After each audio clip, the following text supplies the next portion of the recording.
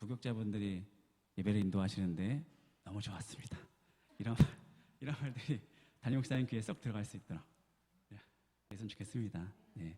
열심히 준비하고 우리 함께 또 열심히 준비하고 하나님께 신령과 진정으로 예배드리면 우리 하나님께서 또 우리에게 부으시는 내가 있을 줄을 믿습니다. 함께 박수 치면서 함께 즐겁게 주님을 찬양하도록 하겠습니다.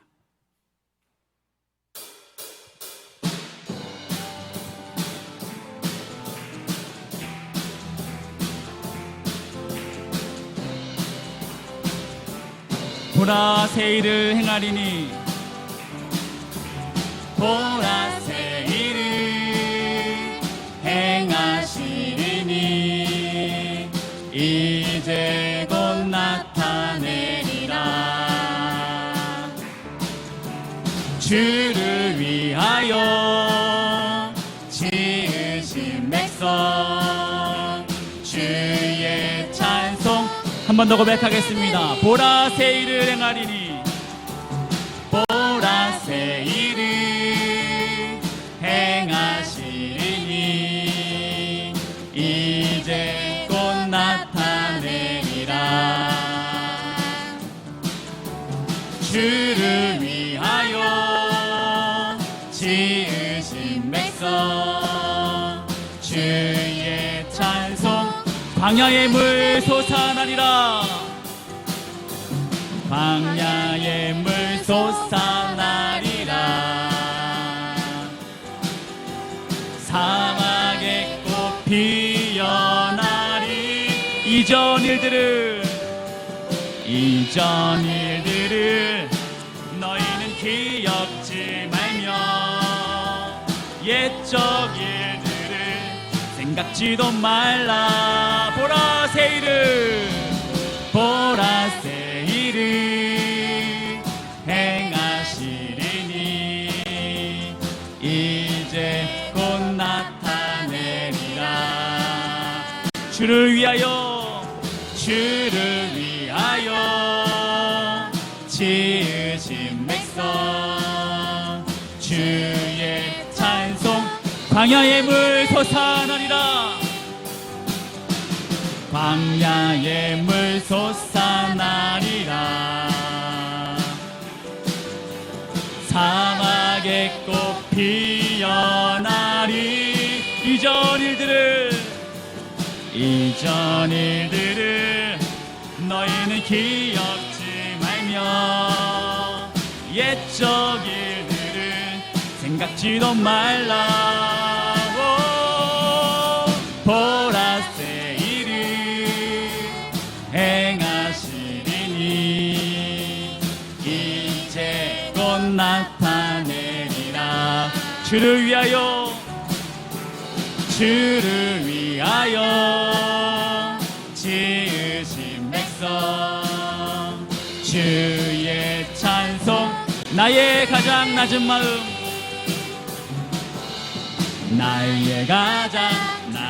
마음 주님께서 기뻐하시고 작은 일에 큰 기쁨을 내가 지쳐 무력할 때 주님 내게 힘이 되시고 아름다운 하늘나라 우리에게 축복하신 하나님 사랑 우리에게 축복하신 하나님 사랑 낮은 자를 높여주시고 아름다운 하늘나라 허락하시고 내 모든 것 예비하시네. 찬양함의 기쁨을 감사함의 평안을 간구함의 하나님 알도록 찬양함의 기쁨을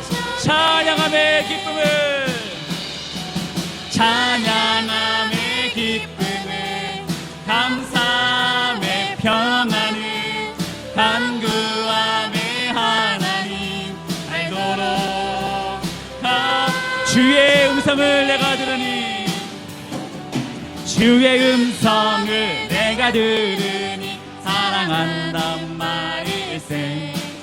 믿는 마음으로 주께 가오니 내가 매일 십자가 앞에 내가 매일 십자가 앞에 더 가까이 가오니 끝에 주의 흘린 보배 피우소 나를 정케 하 주여 넓으신 은혜 베푸사 나를 받아주시고 나의 품은 뜻 주의 뜻같이 되게 하여 내가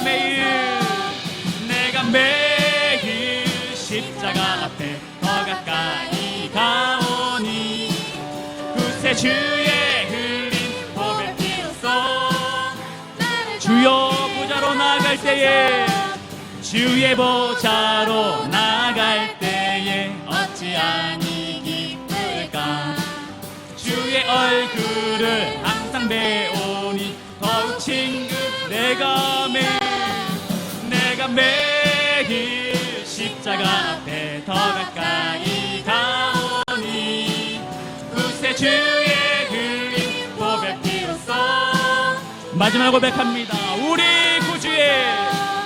우리 구주의 넓은 사랑을 증량할 자 없으며 주가 주시는 참된 기쁨도 헤아릴 수 없도다. 내가 매일 십자가 앞에 더 가까이 가오니 그새 주의 흘린 보배 피우소 한 번 더 고백하겠습니다. 내가 매일 십자가 앞에 십자가 앞에 더 가까이 가오니 그새 주의 흘린 보배 피로써 나를 정케 하소서네. 주께 영광을 돌리겠습니다. 아멘. 감사합니다. 오늘 제가 좀 더 밝지 않으십니까? 네, 왜 밝을까요? 네, 오늘 아니죠. 네. 오늘 더 하나님께 더 확실하게 찬양한 것 같아서 더 기쁜 겁니다. 네, 그래서 이렇게 하려 했습니다. 네. 마지막으로 저희 우리에게 소원이 하나 있네 찬양하시고 함께 기도하는 시간 갖도록 하겠습니다.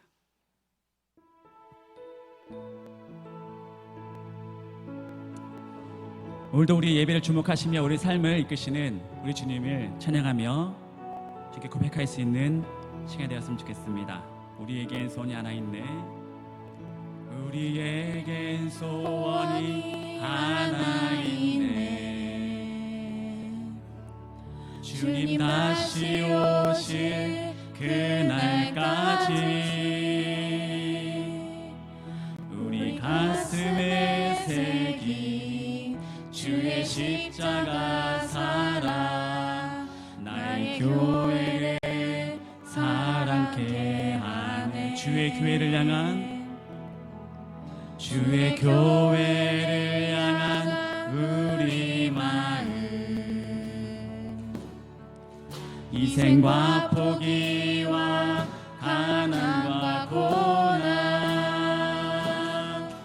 악이며 죽음조차 우리 막을 수 없네. 우리 교회는 이 땅에 교회되게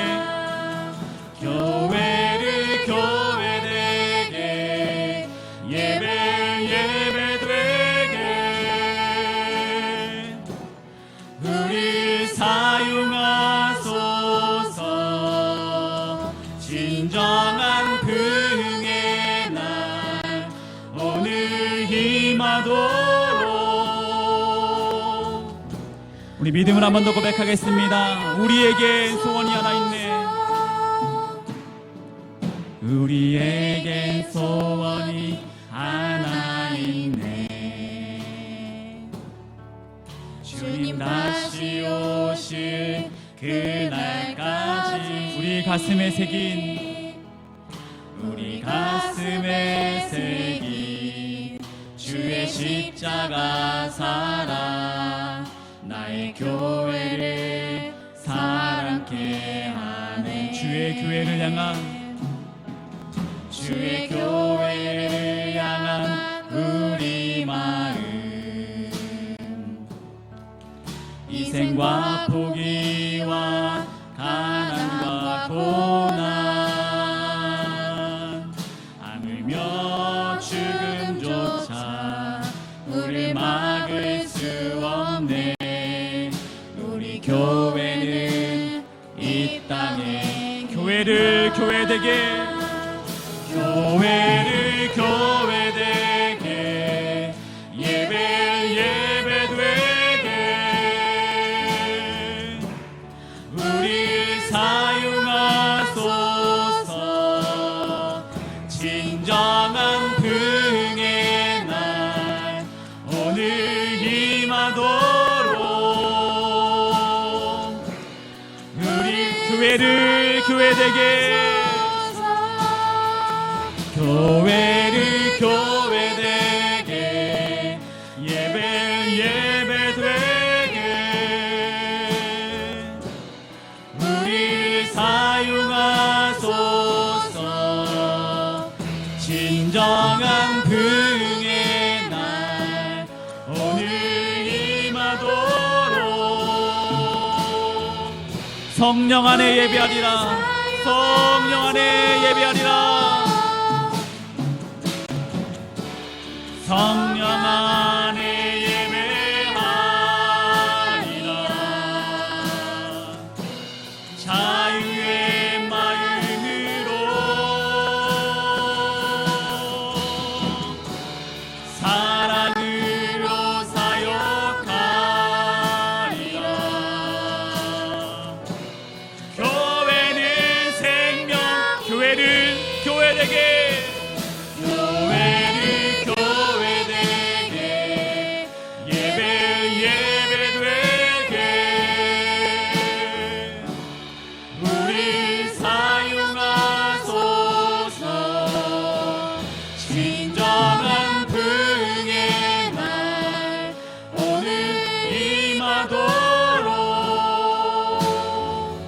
마지막으로 고백하겠습니다. 교회를 교회되게 하소서. 교회를 교회되게 예배 예배되게 우리 사용하소서. 진정한 부흥의 날 오늘 임하도록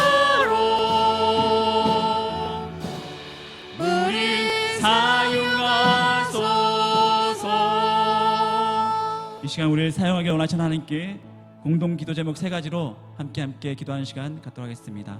예배를 위한 기도입니다. 영과 진리로 하나님께 예배하는 자리마다 성령님 임재하여 주시고 성령의 감동하심을 따라 말씀으로 임하실 살아계신 하나님을 만나는 귀한 예배가 되게 하옵소서. 담임 목사님을 위한 기도입니다.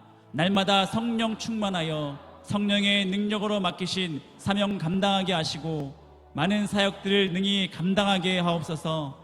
늘 영역의 강건함과 평안을 날마다 부어주셔서 삶의 모든 영역에서 주님과 동행하는 축복의 통로로 쓰임받게 하옵소서.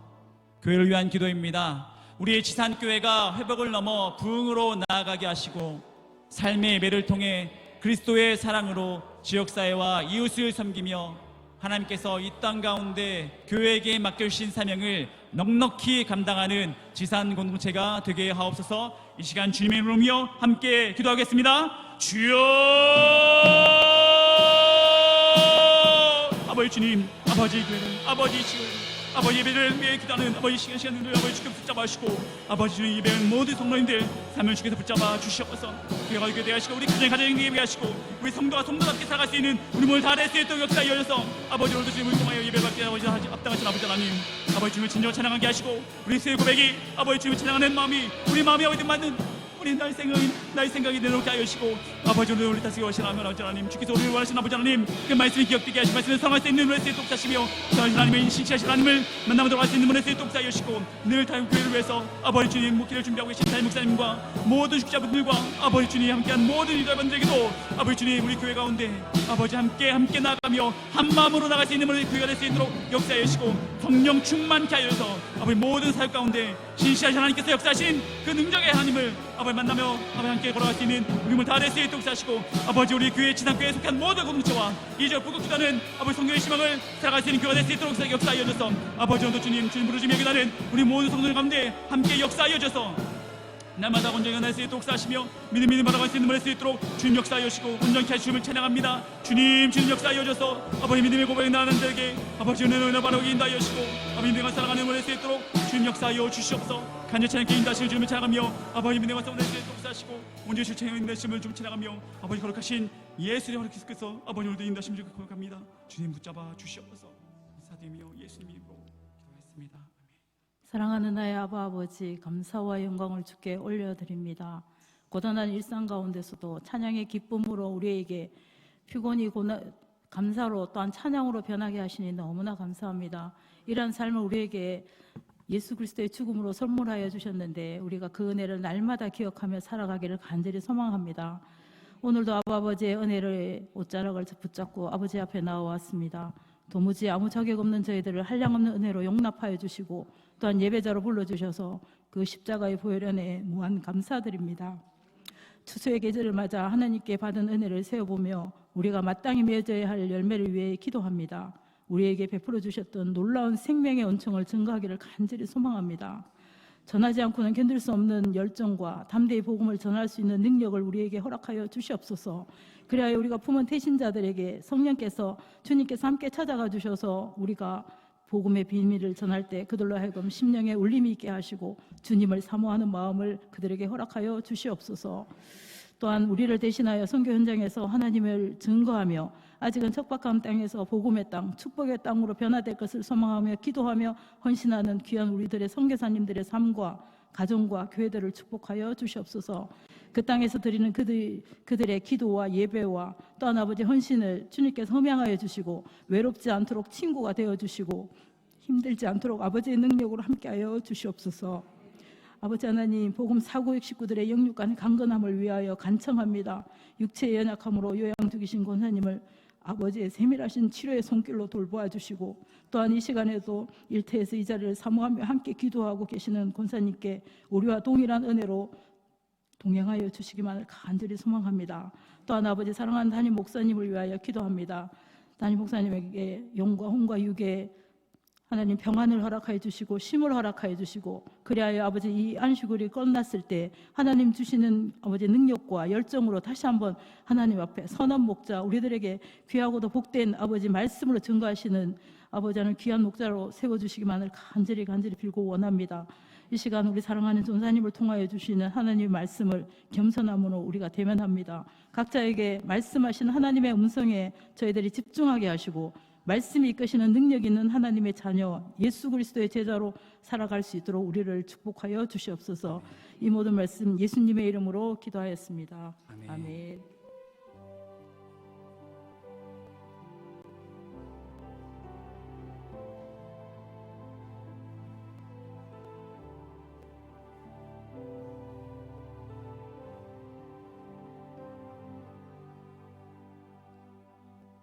오늘 하나님 말씀은 신약성경 요한복음 2장 13절부터 22절까지 말씀입니다.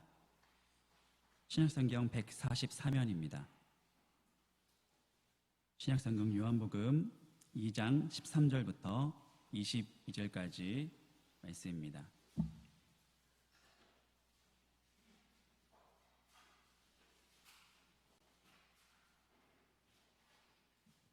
(13절입니다) 유대인의 유월절이 가까운지라 예수께서 예루살렘으로 올라가셨더니 성전 안에서 소와 양과 비둘기 파는 사람들과 돈 바꾸는 사람들이 앉아 있는 것을 보시고 노끈으로 채찍을 만드사 양이나 소를 다 성전에서 내쫓으시고 돈 바꾸는 사람들의 돈을 쏟으시며 상을 엎으시고 비둘기 파는 사람들에게 이르시되 이것을 여기서 가져가라. 내 아버지의 집으로 장사하는 집을 만드질 말라 하시니 제자들이 성경 말씀에 주의 전을 사모하는 열심히 나를 삼키리라 한 것을 기억하더라. 이에 유대인들이 대답하여 예수께 말하기를 내가 이런 일을 행하니 무슨 표적을 우리에게 보이겠느냐?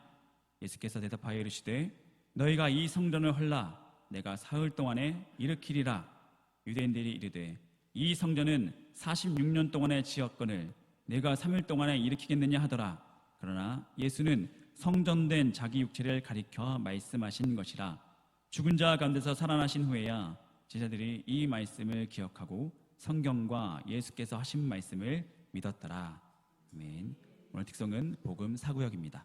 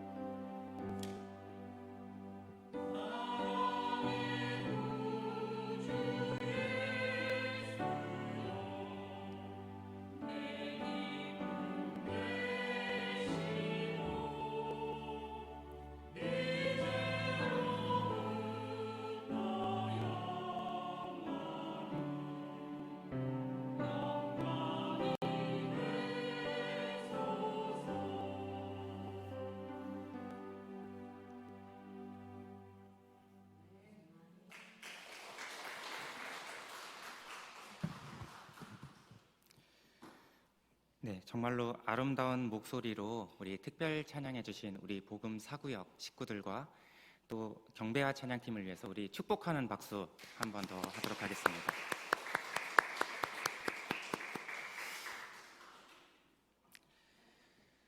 네, 이제 교회가 교회되게라고 하는 말씀 제목으로 함께 말씀을 나누려고 합니다.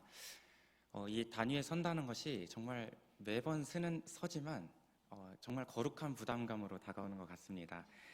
부족한 주의 종이 정말 김영광 전사가 정말 뭐 잘하는 거 하나 없지만 그래도 오늘 말씀을 통해서 하나님께서 우리 지산교회 각각 성도님들에게 꼭 필요한 말씀으로 또 그 말씀을 잘 받아먹고 우리가 영적으로 더욱더 성숙해지시는 귀하고 복된 시간 되시기를 주님의 이름으로 축복합니다.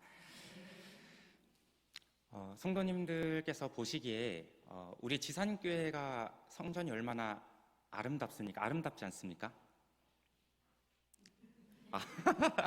한 번도 그런 생각 해보신 적 없으신가요? 저는 우리 지산교회 성전이 너무 아름답고 그렇다고 해서 다른 교회가 아름답지 않다라는 건 아니지만 저는 지산교회가 너무 좋습니다. 그런데 이제 혹시 이런 얘기 들어보신 적 있으신지 모르겠어요. 요즘 많은 사람들이 교회를 떠나가고 있다라는 혹시 이야기나 어떤 통계나 이런 것들을 들어보신 적 있으신가요? 크리스찬들이 많이 교회를 떠나가고 있다라는 말 한 번도 들어보신 적 없으신가요? 야, 주변에 다들 거룩하신 분들만 계신가 봐요. 저는 그런 이야기를 들을 때 좀 많이 마음이 아프더라고요. 이렇게 정말로 아름답고 멋진 예배 처소에서 왜 이렇게 사람들이 많이 떠나갈 수밖에 없을까? 그래도 우리 대한민국에서 3대 종교 중에 사람들에게 인정받고 또 천만이라는 사람들이 모여져 있는 이 기독교 단체에서 왜 사람들이 이렇게 많이 이탈하고 많이 떠나간다는 소문들이 이렇게 들려올까? 저는 이게 참 의아했었습니다.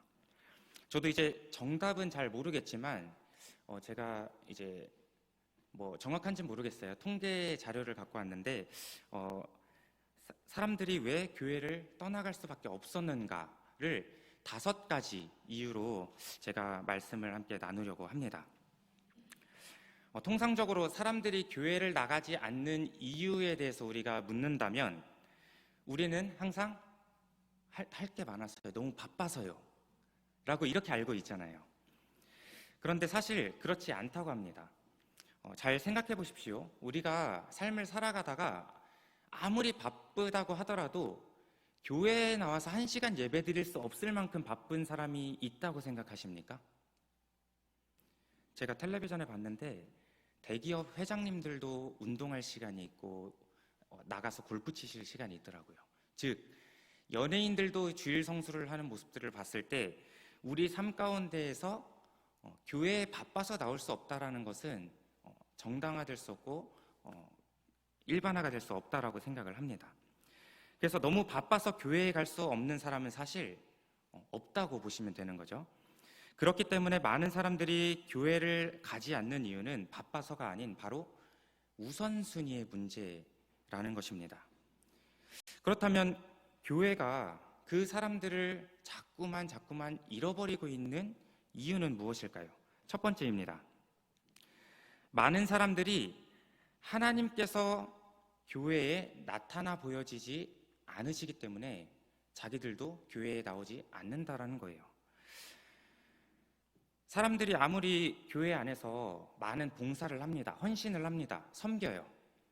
그런데 그 교회 안에서 내가 정말로 나의 모든 것을 내려놓고 내가 섬기기도 하고 봉사도 하고 열심을 가지고 신앙생활을 하지만 그 안에서 그 일들을 통해서 우리가 하나님을 경험하고 있지 못하다는 거예요. 즉 쉽게 말씀드려서 교회에서 우리가 많은 것들을 누리면서 많은 것들을 하고 있지만 그것이 단지 일로서만 내가 어거지로 해야 하는 어떤 일, 여러분들 출근하시기 싫으시잖아요. 똑같습니다. 교회 일을 할 때에도 뭔가 우리가 일로서 다가온다면 그 안에서 하나님을 경험하고 이게 하나님의 일이라는 마음이 들 수 있을까요? 없다라고 하는 것입니다. 그래서 많은 사람들이 교회 안에서 살아계신 하나님을 경험하고 있지 못하기 때문에 교회를 떠나가고 있다는 겁니다. 이것이 첫 번째 이유입니다. 두 번째 이유는요, 젊은이들, 다음 세대들이 교회를 떠나가는 이유입니다. 그들의 부모님이 교회를 우선시하지 않기 때문에 그 자녀들도, 다음 세대들도 교회를 우선순위에 두지 않는다라는 것입니다. 제가 이 부분은 정말 공감하는 게 무엇이냐면, 제가 어린이 사역을 하고 있잖아요. 어린이 사역을 하다 보면은 이제 잘 나오던 친구들이 갑자기 어느 날 이제 빠지기도 하고 갑자기 이렇게 좀 안 보이고 이렇게 합니다. 그래서 제가 이제 걱정이 됐잖아요. 원래 이제 잘 안 나오던 사람은 이러이러해서 안 나오겠지라고 생각하겠지만 잘 나오다가 안 나오면 뭔가 혹시 어디가 다친 거 아니야? 어디가 아픈 거 아니야? 혹시 무슨 사고라도 당했나? 해서 전화를 띠링띠링해서 합니다. 그러면은 이유가 뭘까요? 전사님 저 친구들 생일 파티 갔어요. 전사님 저 어떤 중요한 국가에서 보는 시험이 있어가지고 그것 때문에 못 왔어요. 전사님 저 뭐 어디 가족들끼리 여행 가느라 저 참여를 못해요. 죄송합니다. 이런 여러 이유들이 나오는 거예요. 그렇다고 해서 예배를 등한시 여기고 소홀히 여기는 게 아닌 건 압니다. 그렇지만서도 먼저 부모님들께서 아이들 자녀들에게 주일날 하루 정도는 빠져도 된다라는 그런 것들을 보여주기 시작하면요, 아이들은 우리 어른들과는 다르게 자신들이 보고 느끼는 그 감정대로 움직이고 행동합니다. 즉, 어른들은 내가 어느 곳에 있든지 그 자리에서 내가 예배자로 세워지면 되지라고 하면서 뭔가 그것을 성숙하게 우리는 이렇게 받아들일 수 있어요. 그렇게 이해할 수 있지만, 아이들은 주일날 예배 한번 빠져도 되는구나, 중요한 일 있으면 안 가도 되는 거네, 이렇게 받아들인다는 거죠. 그래서 딱 보면은 너희 공부해야 돼, 학원 보내야 돼, 뭐 여러 가지 이제 중요한 일들에 있어서는 절대 빠지지 않습니다. 근데 요즘 부모님들은 이제 교회 한 번쯤 빠지는 거에 대해서는 아이들한테 경각심을 심어주지 못하고 있다라는 거죠. 결국 그런 부모님들의 영향으로 이 젊은 세대들이요, 교회 한 번 빠지는 거 정말 우습게 생각하고 그냥 친구들 약속 잡고도 나오지 않는 시대가 왔습니다. 그래서 두 번째 이유는 부모님들의 영향으로 젊은 다음 세대들이 교회를 나오지 않는다라는 거죠. 그리고 또 이 젊은 세대들이 교회를 나오지 않는 또 한 가지 이유가 있습니다. 세 번째로, 자기들끼리 연결될 수 있는 방법들이 있기에 이제 젊은 세대들은 더는 교회를 의존할 필요가 없어졌다는 거죠. 예를 들어서 지금 핸드폰이랑 SNS랑 패드라든지 이런 것들을 통해서 소통하기가 정말로 편리해졌습니다. 예전에 한번 생각해 보십시오. 뭐 삐삐가 있던 시절, 편지로 우체통에 넣어가 했던 시절, 그런 시절은 분위기가 어땠습니까? 어쩔 수 없이 모일 수밖에 없는 그런 장치라도 있었지. 요즘에는 해외 미국에 나가 있어도 바로바로 연락을 주고받을 수 있는 4차 산업혁명에 우리가 살아가고 있잖아요. 즉, 우리가 교회에 모이지 않아도 교회 사람들끼리 소통할 수 있고요, 우리가 교회에 나오지 않아도 놀 수 있는 것들이 많아졌고, 우리가 굳이 교회를 통하지 않고서라도 젊은 사람들은 많은 것들을 경험하고 많은 것들을 즐길 수 있는 시대가 왔다라는 겁니다. 즉, 저희가 어렸을 때는 놀아도 교회에서 놀고 할 게 없어서 교회에 오고 그래도 예배를 드려야 한다라는 그런 시대가 있었지만, 지금은 시대가 달라졌다라는 것이죠. 그래서 요즘 젊은 사람들은 교회보다 밖에서 더 많은 것들을 누리고 더 친근감을 느끼고, 오히려 교회는 불편하다, 교회는 교회 말고 다른 장소에서 만났으면 좋겠다라고 하지 교회에서 모임을 갖지 않는 시대가 되었다라는 겁니다. 이것이 지금 우리의 슬픈 현실이라고 하는 거죠. 그래서 이 젊은 사람들이 이런 소통 매개체가 점점 발달해 오다 보니 교회를 의존할 필요가 없어졌다는 것입니다. 네 번째로, 교회에 다니지 않는다고 해서 특별히 교회에 다니는 사람들과 다를 바 없기 때문에 교회를 떠나간다는 겁니다.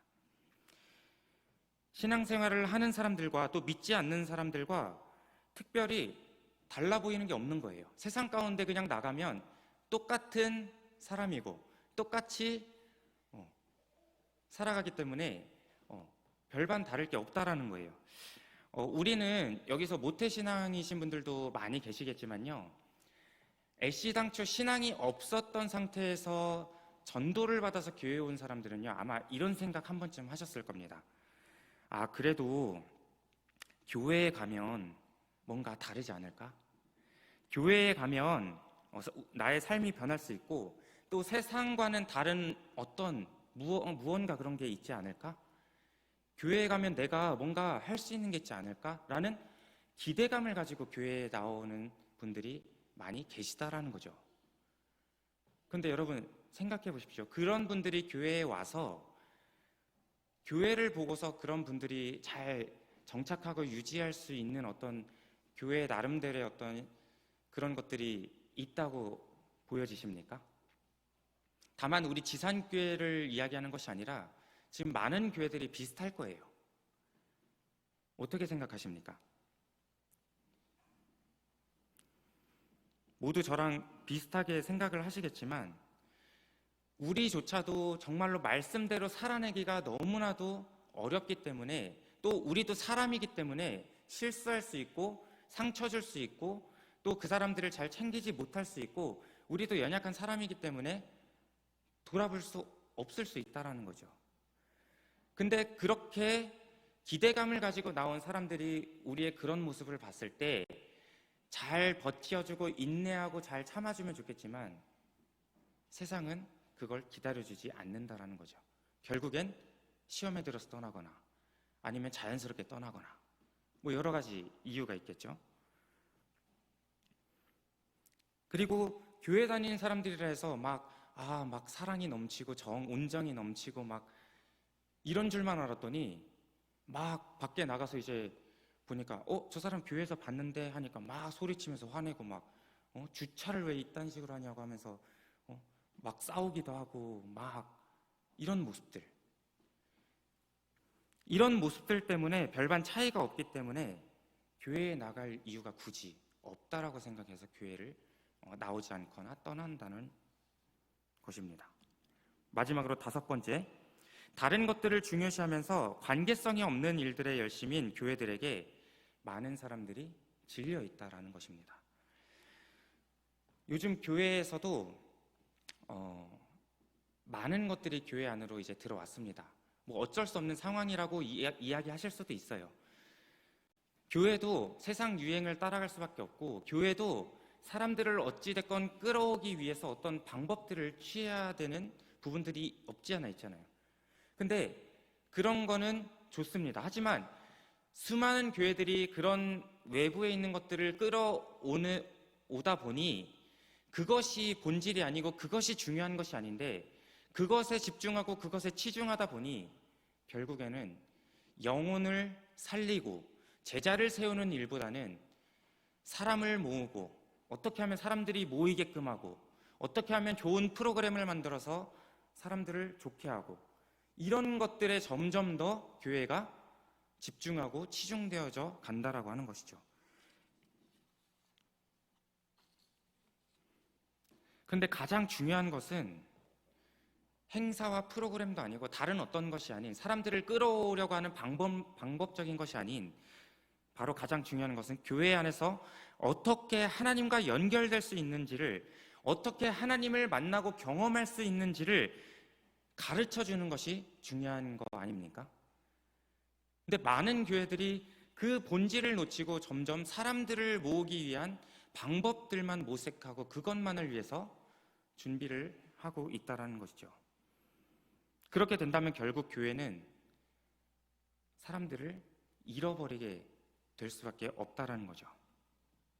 그래서 오늘 말씀을 통해서 정말 교회가 교회로서의 본질을 잃어버리지 않고 정말로 중요한 것이 무엇인지를 깨달아 많은 영혼들을 생명의 길로 인도하는 복음의 통로가 우리 교회가 되어야 된다는 그 사실을 꼭 기억하셨으면 좋겠습니다. 오늘 말씀을 통해서 그것들이 우리 안에 마음 깊숙이 새겨지시기를 주님의 이름으로 소망합니다. 오늘 우리가 함께 읽었던 요한복음 말씀은요, 공관복음서가 쓰여진 후 반모섬으로 유배되기 직전에 사도 요한이 쓴 복음서입니다.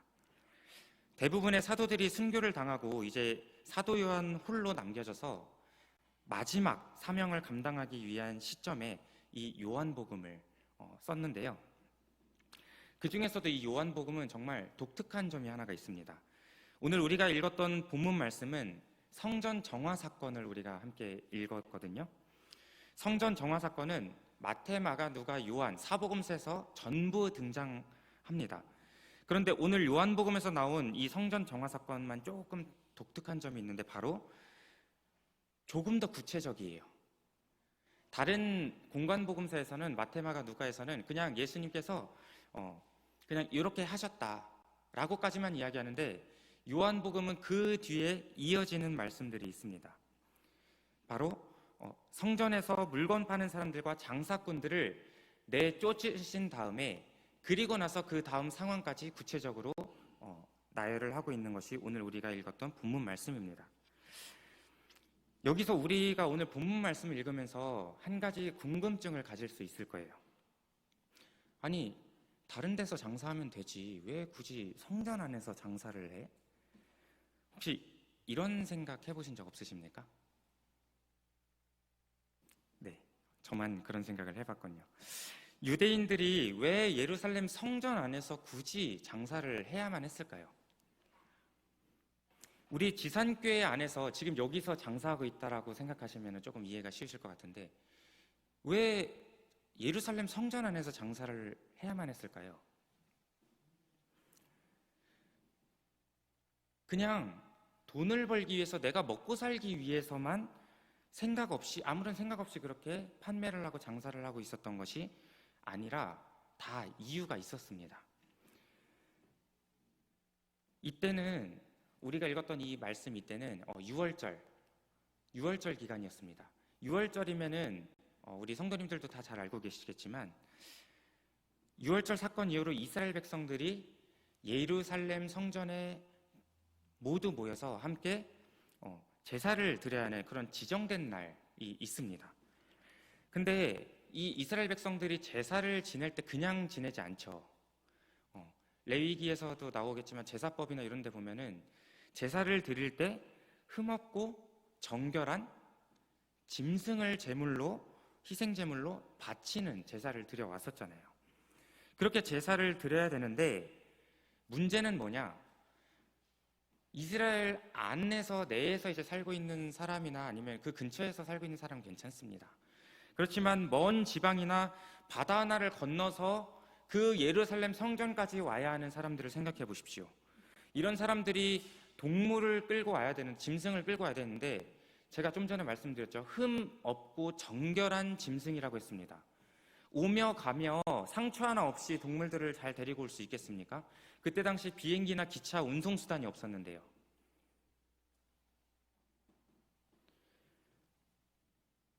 이렇게 멀리서 오는 사람들은 이런 흠없는 짐승을 가져오기란 정말 하늘의 별 따기와 같이 어려웠다라는 것입니다. 그래서 그 불편함을 덜어주기 위해서 성전에서 짐승을 사고 팔고 여러 가지 장사를 할 수밖에 없었던 상황이 있었다라는 것이죠. 예를 들면 이런 거예요.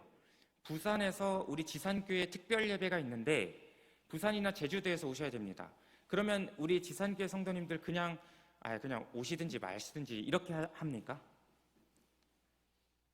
멀리서 오시는 분들을 위해서 우리가 무언가를, 편의를 위해서 우리가 서비스를 제공하기도 하고 뭔가를 준비를 하잖아요. 마찬가지입니다. 멀리서 오는 사람들을 위해서 그 사람들이 희생제물을 드릴 수 있는 짐승을 사고 팔기 위해서 성전 안에서 그렇게 장사를 했다라는 겁니다. 근데 가만 생각해 보면, 아니, 예배를 드릴 수 있게, 더 좋은 예배를 드릴 수 있게 이렇게 안에서 장사를 하는데, 가만히 생각해 보면 예수님께서 이렇게 화를 내실 일인가? 다 엎으시면서 쫓아내실 일인가? 하는 의문이 드실 겁니다. 그렇지만 이 말씀의 의미를 이해하기 위해서는 우리가 배경 지식이 좀 필요합니다. 성전이라고 하는 것은 구약시대의 성막을 계승한 것이고, 또 성막은 하나님의 임재를 상징하는 거잖아요. 그런데 예수님께서 이 땅에 오신 이유는 옛 언약을 폐하시고 새 언약을 세우시려고 우리 이 땅 가운데 오셨습니다. 즉, 이것을 위해서 예수님께서 친히 6월절 어린 양이 되셔서 희생 제물이 되어 주셨다라는 거, 여기서 모르시는 분 아무도 없으실 거예요. 그래서 예수님께서 양과 소 그리고 장사꾼들을 내쫓으신 그 이유는 단순한 그냥 성전에서 장사하지 마세요, 성전은 이런 곳이 아니에요, 성전을 깨끗하게 하기 위한 성전 청소가 이유가 아니셨다라는 겁니다. 모형이 아닌, 예배를 갖추고 있는 그런 모형이 아닌 그 예배의 실상이신, 희생 제물이 되신 예수 그리스도께서 이 땅에 오셨으니 이제는 양과 소를 드리고 정말로 구약 시대 때 제사로 드려왔던 그 예배의 형식, 그 옛 율법을 폐하시러 주님께서 오셨는데도 여전히 유대인들 가운데서는 옛 것을 고수하고 그렇게 필요 없는, 의미 없는 제사를 지내왔다라고 하는 것이죠. 그러면서 성전 안에서 장사를 하면서 사고팔고 하게 되면 어떻습니까? 사람 마음이 자연스럽게 우리가 양질의 예배를 위하여서 우리가 좋은 물건을 제공을 해야지가 아니라 어떻게 하면 내가 더 소득을 많이 얻을 수 있을까? 어떻게 하면 내 이윤을 남길 수 있을까라는 마음이 더 크지 않겠습니까? 사람인지라. 그래서 성전 중심의 이스라엘 백성들과 그 종교 지도자들에게는 예수님의 이런 행동이 막 상을 뒤엎고 양과 소를 다 쫓아내고 여기는 장사하는 집이 아니라고 하면서 이런 예수님의 모습이요, 정말 완전히 새로운, 어떻게 상상도 할 수 없었던 행동들이었다는 거예요. 그러니 그런 예수님을 시기하고 질투하고 화가 난 유대인들이 몰려와가지고 예수님께 네가 무슨 권위로, 네가 무슨 권한으로 우리한테 이렇게 하냐 라고 따지고 반박합니다. 그때 예수님께서 뭐라고 답변하십니까? 이 성전을 허물면 내가 사흘 만에 다시 세우시겠다고 동문서답을 하십니다. 그때 당시 유대인들과 종교 지도자들은 이해할 수 없었을 거예요. 예수님께서 다시 세우시겠다고 하신 그 성전은 46년 동안 힘들게 수백만 명이 모여가지고 지었던 이 성전을 이야기하신 것이 아니라 바로 원어적으로 보면 지성소를 이야기하고 있는 겁니다. 즉 예수 그리스도의 죽으심을 통해서 휘장이 찢어지고 우리는 지성소에 들어갈 담력을 얻게 되었는데, 넓은 의미로는 교회가, 좁은 의미로는 우리 개개인이 성전이 되었다라고 하는 것을 말씀하신 것인데, 유대인들이 그것을 이해할 수 있었을까요? 종교 지도자들이 예수님의 그런 깊으신 뜻을 알 수 있었겠냐는 거예요. 전혀 몰랐던 것이죠. 이런 의미에서 우리가 오늘 한번 교회에 대해서 다시 한번 생각해 볼 필요가 있다라는 겁니다. 우리 교회도 분명히 옛 율법에 얽매여져 있어가지고 우리가 정말로 놓치는 것들이 많을 수 있다라는 거예요. 무엇이 중요한지, 정말 교회가 놓치지 말아야 할 것이 무엇인지를 우리가 다른 것 때문에 그것들을 미처 생각하지 못하고 우리가 장사를 하고 있었던 그런 유대인들처럼, 종교 지도자들처럼 우리가 그렇게 살아가고 있을 수 있다라는 겁니다. 그런 의미에서 사랑하는 성도 여러분, 교회란 무엇이라고 생각하십니까? 교회란 무엇일까요? 교회는 어떤 모습이어야 할까요? 우리 교회는 하나님께서 이 땅에 세우신 교회로서의 목적을 다 하고 있는 것일까요? 정말로 하나님 앞에 가서도 부끄럽지 않게 칭찬받을 만한 교회로서의 사명을 우리 교회는 잘 감당하고 있다고 생각하시나요?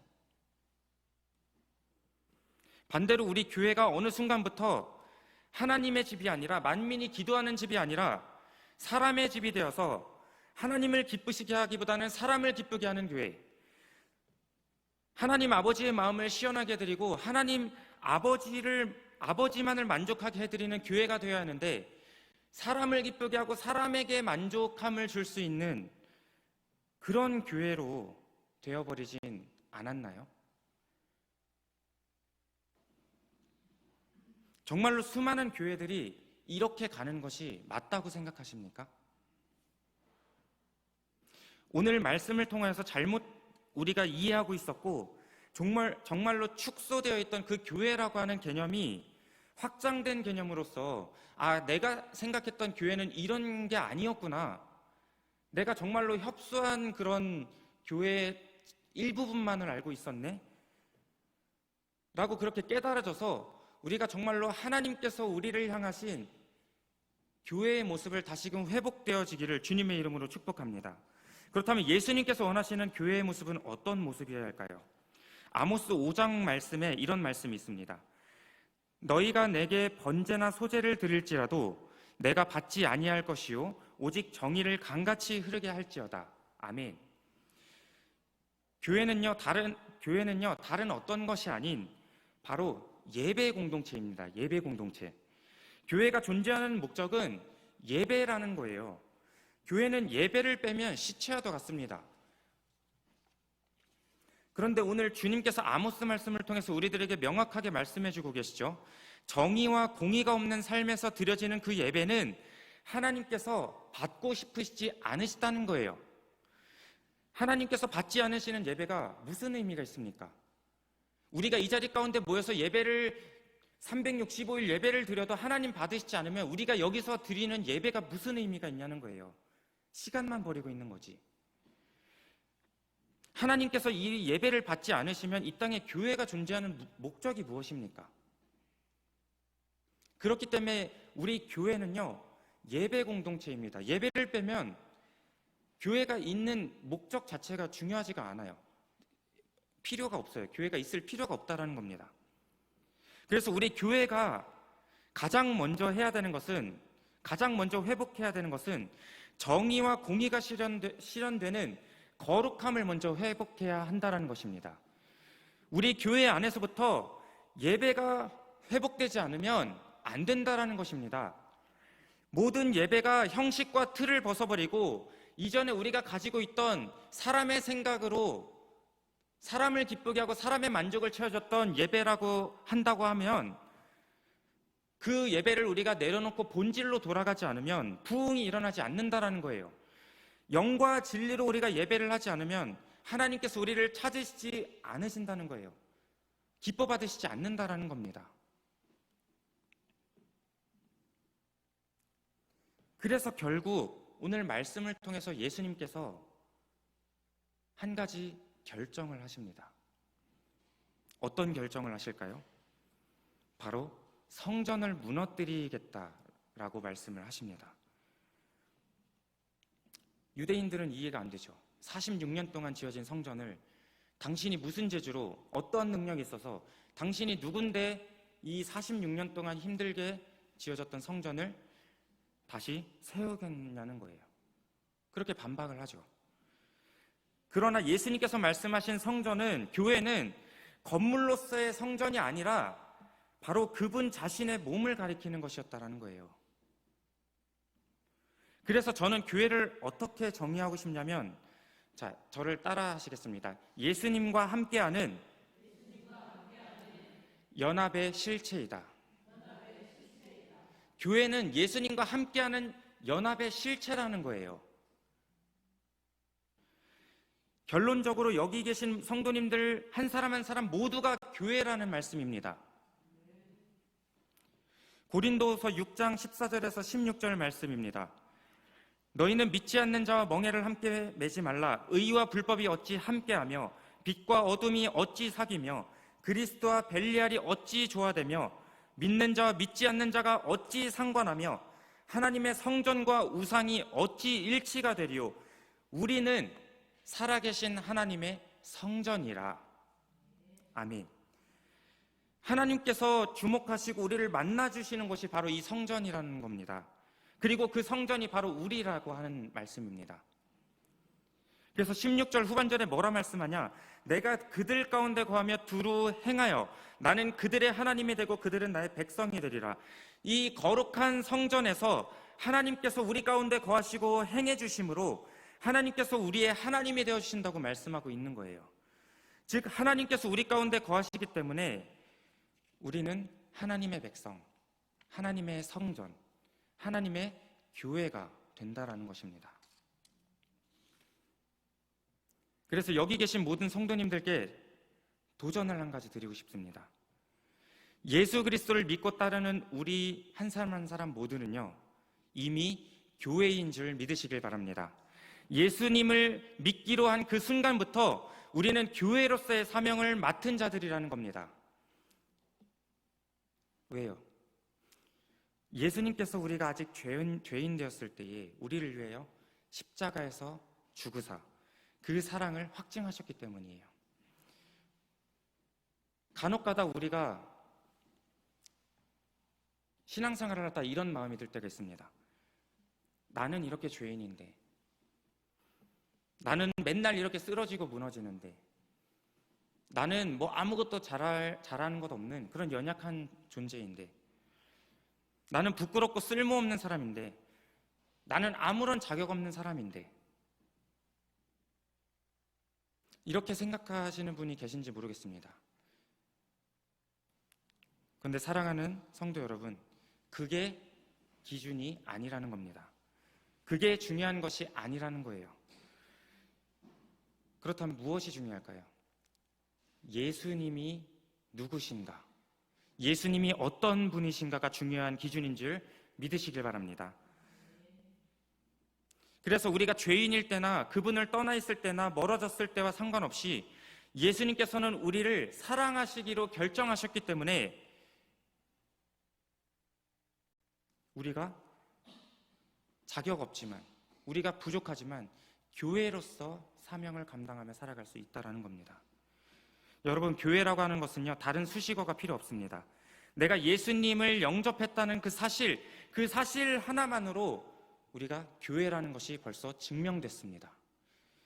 그렇기 때문에 여러분 스스로 이렇게 선포했으면 좋겠습니다. 예, 주님, 제가 바로 그 교회입니다. 주님, 나를 보내소서, 나를 사용하여 주시옵소서. 내가 이전까지 그냥 교회를 건물로서의 교회만 생각해왔고, 내가 내 자신이 어떤 사람인지, 예수님께서 어떤 분이신지 그런 것들은 다 잊어버린 채 내가 그렇게 교회에 실망하고 힘없이 풀썩 주저앉아 있었지만, 오늘 말씀을 통하여서 하나님, 내가 교회라는 사실, 예수님을 믿고 따르는 자들이 정말로 교회라는 그 사실을 가지고 우리가 다시금 힘을 내서 일어서서 주님 맡겨주신 사명을 감당하게 해주세요라는 그런 선포를 하시면서 나아가셨으면 좋겠습니다. 마태복음 16장 18절 말씀에 이렇게 말씀합니다. 또 내가 내게 이르노니 너는 베드로라. 내가 이 반석 위에 내 교회를 세우리니 음부의 권세가 이기지 못하리라. 아멘. 주님께서 명확하게 말씀해 주셨습니다. 이 세상에 존재하는 어떤 것들도, 그 우리보다 강력하고 힘이 있는 그 마귀들도, 공중의 권세 잡은 자들도 그 누구도 교회를 무너뜨릴 수 없다라고 말씀하고 있습니다. 즉, 교회된 우리를, 이 세상의 어떤 것도 우리를 무너뜨리고 쓰러뜨릴 수 없다라고 말씀하고 계신 거예요. 근데 왜 지금 우리가 이렇게 풀썩 주저앉아 쓰러져 가지고 아무런 힘 없이 픽 하면은 쓰러질 정도로 그렇게 연약한 상태로 살아가고 있냐는 거예요.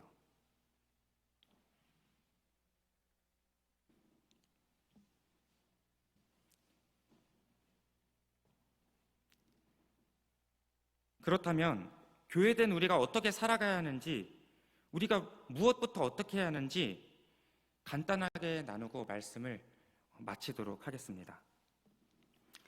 사랑하는 성도 여러분, 많은 것을 말씀드리지 않을 거예요. 우리는 교회로서 어떻게 살아가면 되는가? 바로 어두운 세상을 밝히 비추는 빛이 되어서 살아가시기를 주님의 이름으로 소망합니다. 너희는 일어나 빛을 발하라. 주님께서 오늘 우리에게 도전하고 계십니다. 죄의 종이 되었던, 죽을 수밖에 없었던 어둠 속에서 건짐을 받은 너희가, 또 교회된 너희가 다시금 일어나서, 힘써 일어나서 너희가 빛을 발하여 주면 안 되겠니? 너희가 지금 주저앉아서 그렇게 앉아서 슬퍼하고 그렇게 울고 있을 것이 아니라, 너희가 저 세상 가운데 나가서 빛을 비추라라고 주님께서 말씀하고 계십니다. 우리가 힘을 내서 나아갈 수 있는 이유가 무엇인지 아십니까? 바로 예수님께서 십자가에서 죽으심으로 이미 세상을 이기시고 교회의 머리가 되셨기 때문에, 우리가 그 사실, 우리가 그 주님께서 우리와 함께하고 계시기 때문에 우리가 강하고 담대하게 나아갈 수 있다라고 하는 것입니다. 우리의 힘으로 세상을 비출 수 없어요. 우리의 힘으로 악한 세력들을 물리칠 수 있는 능력이 없어요. 우리는 교회로서의 사명을 온전히 감당해낼 힘이 없다라고 하는 겁니다. 그런데 우리와 함께하고 계신 전지전능하시고 능력 있으신 분이 계십니다. 바로 예수 그리스도가 우리와 함께하고 있다는 사실입니다. 이 부르심 앞에 여러분 어떻게 반응하시겠습니까? 아직도 나 자신의 연약함을 바라보시면서 내가 자격 없고 내가 직분을 가졌지만 난 아무것도 잘하는 것이 없고 나는 뭐 할 수 있는 게 없다라고 생각하시면서 그냥 주저앉아서 우리가 전도를 해도 우리가 교회에서 봉사와 섬김을 헌신을 해도 뭔가 달라지지 않는 이런 상황 가운데서 그냥 주저앉아만 계시겠습니까? 여기 계신 모두가 예수 그리스도를 믿음으로 그 능력을 힘입어 교회가 되십시오. 그리고 당당히 세상 가운데 나가서 내가 교회다라고 하는 그 모습을 보이시면서 빛을 발하십시오. 세상 가운데 당당하게 드러내서 교회가 교회로서의 모습을 당당하게 드러내십시오. 그리고 선포하십시오. 그러면 세상 모두가 우리 각자 한 사람 한 사람을 통해서 또 교회를 통하여서 변화되어질 줄 믿습니다.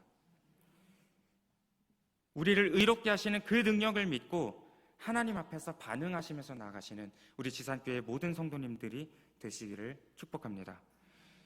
이제는 교회가 하나님의 집에서 비둘기를 팔고 소와 양을 파는 사람들이 되는 것이 아니라, 사람들을 기쁘게 하고 사람들을 만족시키는 교회가 아니라 올바른 정체성을 가지고 내가 교회가 되어서 정말 예배를 회복시키고 또한 교회를 다시금 본질을 회복시킬 수 있도록 그렇게 나아가는 그리스도인들이 되시기를 소망합니다. 그렇게 할 때, 그렇게 살아갈 때 주님 다시 오셔서 이제는 실망하시고 화를 내시는 것이 아닌 잘했다고 칭찬받는 우리 모두가 되리라 저는 믿습니다. 마지막으로 주님께서 말씀하시길 마태복음 10장 16절 말씀에 보라 내가 너희를 보냄이 양을 이리 가운데 보냄과 같도다. 그러므로 너희는 뱀같이 지혜롭고 비둘기같이 순결하라. 아멘. 여러분, 세상 가운데서 교회로서의 사명을 감당하고 빛을 발하는 것 정말로 힘들 것입니다. 녹록지 않을 것입니다. 세상의 방해와 여러 가지 어려움과 고난과 역경이 찾아올 것입니다. 그렇지만 뱀같이 지혜롭고 비둘기같이 순결한 거룩함을 지키면서 교회로서의 사명을 지켜낼 때에 우리가 세상을 밝히 비추는 빛과 소금의 역할로, 또 교회가 본질이 변질되지 않고 교회가 다른 것들, 쓸데없는 것에 집중하는 것이 아니라 오직 주님께서 기뻐하시는 그 뜻만을 위해서 나아가는 그런 은혜가 흘러넘치는, 차고 넘치는 우리 지선교회가 되어지기를 주님의 이름으로 축원합니다. 우리 지산교회가 정말로 이 시대 가운데에서 시대를 따라가지 않고 세상의 유행을 따라가지 않고 다른 어떤 것을 따라가는 것이 아닌, 본질을 놓쳐서 우리가 사람에게 집중하는 것이 아닌 오직 하나님께만 집중하고 또 성령의 충만함을 받아서 주님 다시 오시는 날까지 교회에게 맡겨주신 그 사명을 온전히 잘 감당하며 나아가는 우리 지산교회가 되시기를 주님의 이름으로 축복합니다. 아멘. 우리 다 함께 마지막에 찬양하셨던 우리를 사용하셔서 함께 찬양하시고 기도하도록 하겠습니다.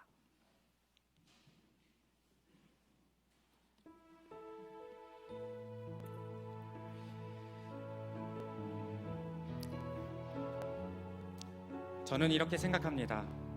이 땅 가운데에 우리 교회만이 세상의 희망이고 교회가 세상의 소망인 줄 믿으시길 바랍니다.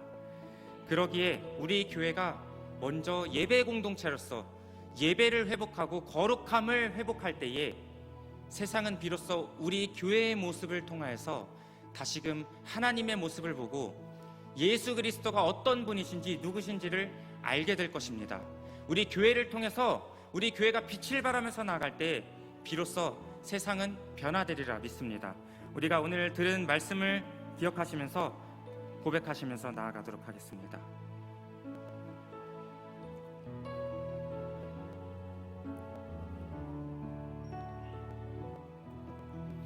다 함께 고백합니다. 우리에겐 소원이 하나 있네. 주님 다시 오실 그날까지 우리 가슴에 새긴 주의 십자가 사랑 나의 교회를 사랑케 하네. 주의 교회를 향한 우리 마음 희생과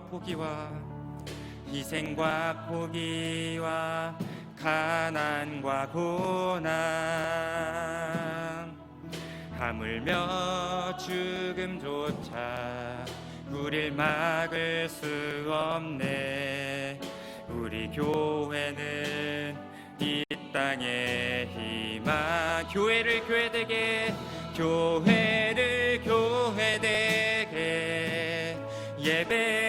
예배되게 우릴 사용하소서.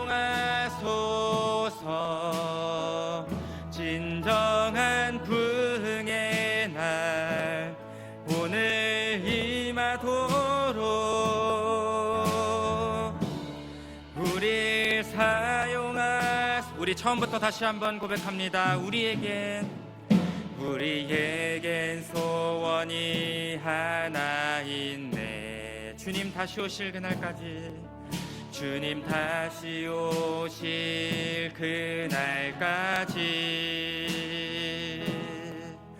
우리 가슴에 새긴 주의 십자가 나의 교회를 사랑케 하네.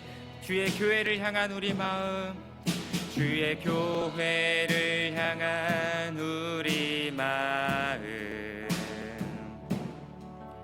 희생과 포기와 가난과 고난 하물며 죽음조차 우릴 막을 수 없네. 우리 교회는 이 땅에 우리 전심으로 다 함께 고백하며 나아갑니다. 교회되게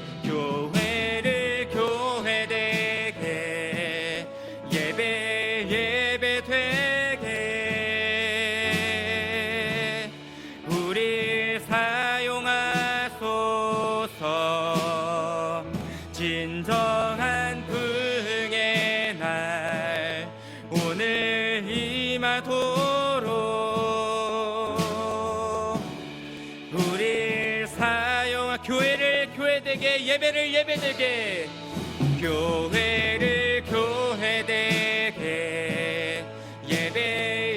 예배되게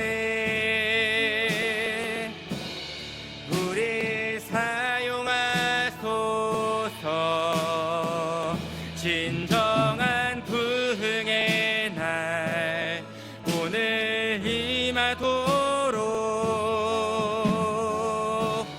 우리 성령 안에 예배하리라.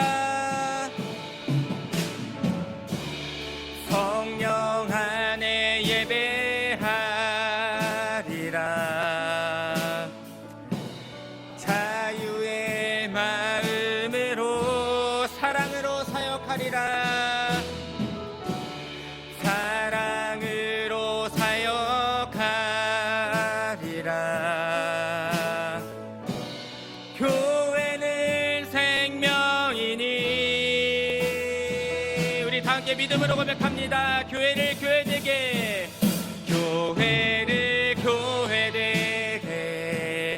예배되게 우리 사용하소서. 진정한 부흥의 날 오늘 임하도록 우리 사용하소서.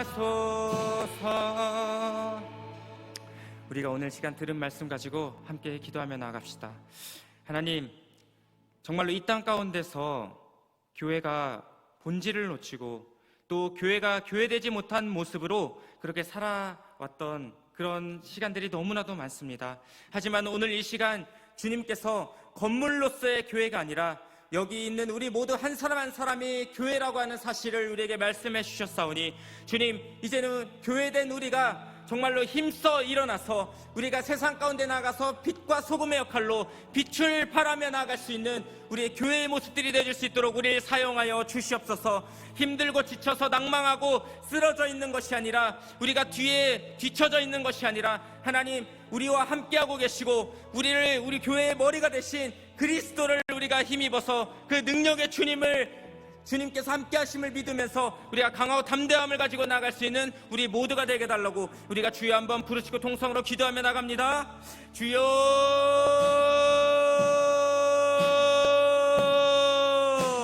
고맙고 사랑이 많으신 아버지, 은혜와 사랑을 감사드립니다. 하나님, 오늘 이 시간에도 주님께서 아버지 우리를 너무나도 아버지 사랑하여 주셔서 하나님 정말로 우리를 교회 삼아주시고, 하나님 이제는 우리가 정말 주님 안에서 우리가 정말 살아갈 수 있도록 주님께서 우리 함께 하심으로 말미암아 우리가 강하고 담대함을 가지고 나갈 수 있도록 주님 이끌어주시고 인도해 주신 것 감사합니다. 하나님 정말로 우리 한 사람 한 사람 여기 있는 모두가 교회라고 하는 사실을 잊지 않고 살아갈 수 있도록 주님 도와주시옵소서. 하나님, 우리가 이전까지의 우리의 교회의 모습이 어떠했던지 간에 하나님 그런 모습들은 정말 주님 기억지도 아니하시고, 하나님 이제는 우리가 다시 한번 교회로서의 사명을 잘 감당하며 나아갈 수 있는 우리의 모습이 되줄 수 있도록 주님 역사하여 주시옵소서. 하나님, 오늘 이 시간에도 주님 하나님께서 우리 가운데에 말씀하여 주시고 우리에게 깨닫게